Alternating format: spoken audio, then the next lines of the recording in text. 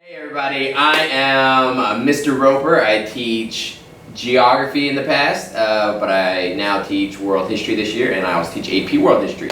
So, if you're a 9th grader, expect to have me. If you are a 10th grader, you're probably in one of my classes or in somebody else's class. Anyway, all last week we heard announcements about the election process, because we are a polling station this year, which is awesome to be part of the community. And it gives you guys a first-hand glimpse of the election process. They actually can't go over there. The hall is blocked, so they actually don't get to see the votes. They don't. Oh. Huh. So from a distance, you get to see the election process and see people line up to vote. But when you turn 18, you will be able to vote.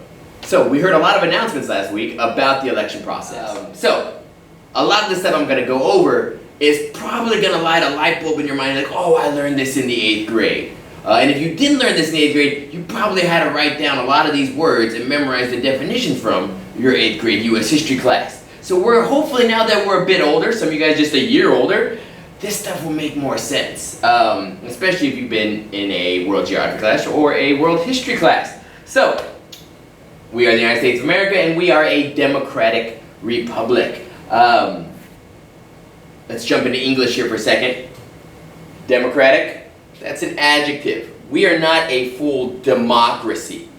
We are a constitutional representative democracy, which in other words, we are an indirect democracy or a democratic republic. Democratic describes our process. The people ultimately have the power, but they don't make our laws, and they don't directly vote on those laws, except for special situations. We vote for people to make the laws for us. And if we disagree with what those laws are, disagree with those people that we voted for, in 2 years, in some cases 4 years, we either re-elect them or don't re-elect them. And that's how we change our government. That's the democratic republic. People ultimately have the power, but we have power through representatives that we elect. And all these rules are in our U.S. Constitution. This picture probably looks familiar to you all. If you've been in world geography, you've probably seen this on a test. If you've been in world history, you probably see this on a test. But you probably use this picture also in U.S. history in the 8th grade, because it's like the first picture you get on Google Images when you Google separation of powers. But it's a really good one, because it shows us our separation of powers and our 3 branches of government, which we get from the Constitution.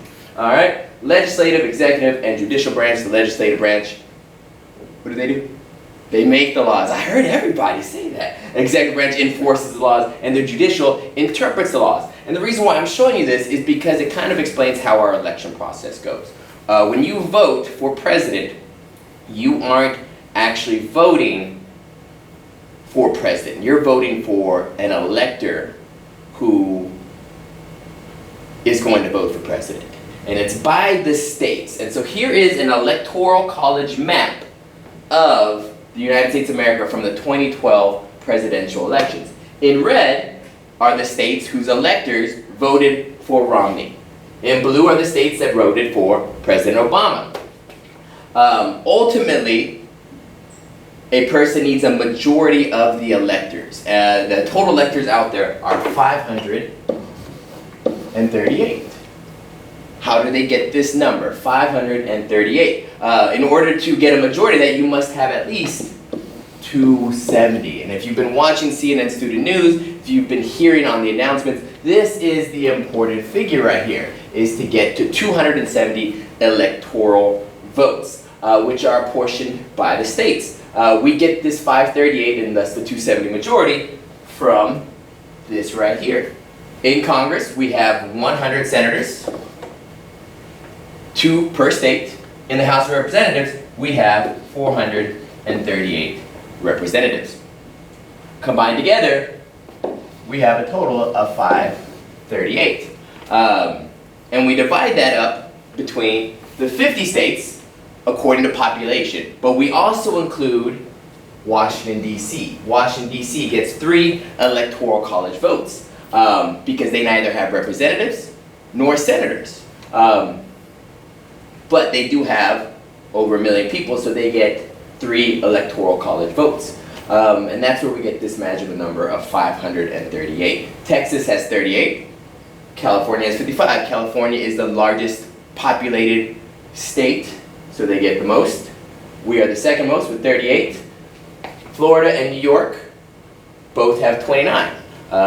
They are around the same population, so they both get 29 electoral college votes. Who gets the electoral? We'll focus on Texas because we live here. Who gets the electoral college votes? All 38. Whoever gets the most votes in Texas, popular votes, gets all of those votes. So let's say 51% voted for Romney and 49% voted for Obama. It was actually a lot more than that.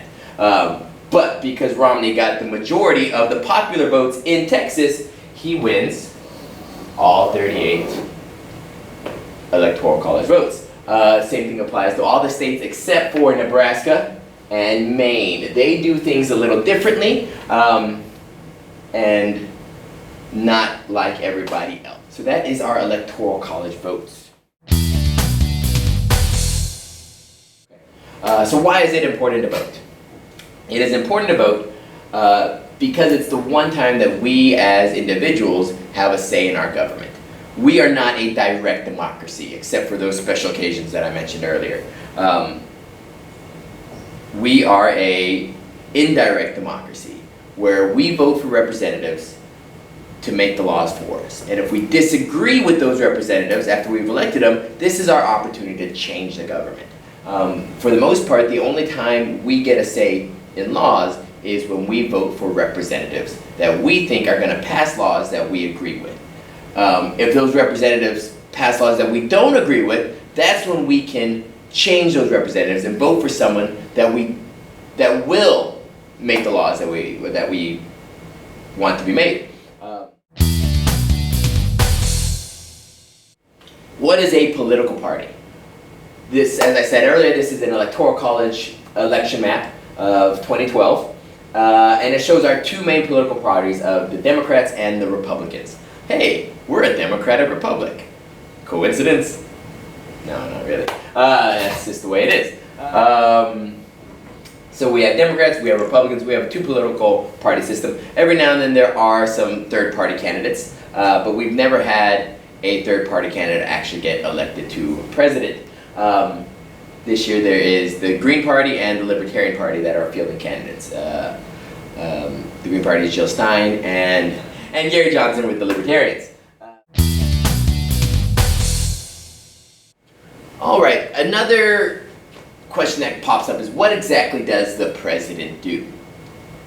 They're not a part of the legislative branch, so they don't make the laws. They do have one legislative power, though. They can veto laws that Congress makes. For the most part, our president is in charge of the executive branch. And being in charge of the executive branch, he enforces, or she enforces, the laws. But on top of that, they are also our commander-in-chief. They are in charge of our foreign policy. When we say foreign policy, that's how we interact with other countries. Our president is also our head of state, and some people view him as the guardian of the economy, which is why in all these debates, the economy really gets brought up a lot. So, for many of you, you cannot vote. For almost all of you guys, you cannot vote, and so this election may seem meaningless to you. However, in 4 years, you will be able to vote. Who knows what's going to happen in those 4 years? As long as you stay informed about what this current president is doing, you may not want to vote for them in 4 years from now. But if you remain oblivious and not caring about things, when you are able to vote, and when things are occurring in the world and in this country that you may not agree with, or maybe you agree wholeheartedly and want them to continue, you need to be aware of those for our next presidential election in 2020, when most of you will be able to vote. Because in 4 years, you will be able to vote, and you get a sticker when you vote, and it says, "I voted." It's pretty awesome.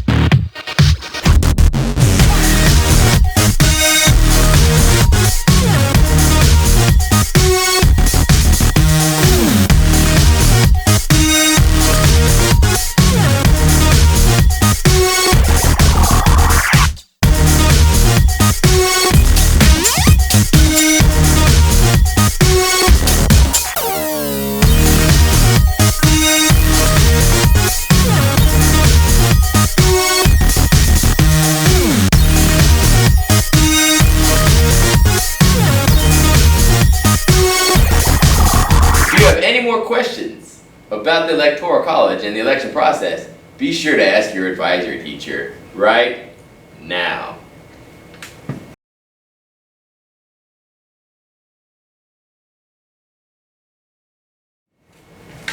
Because they're an adult, and they know what's up. All right, let's review stuff that you learned in the 8th grade. 8th grade.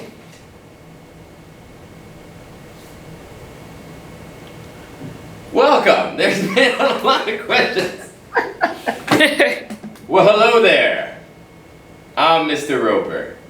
Oh, God, I don't. Wait a minute, there's no cuts? I cut it. We're still live? We're live. Oh. Okay. All right. Okay. You get a sticker. Well, hello there. In case you don't know me, I'm Mr. Roper. I teach world geography and world history. I volunteered to do this.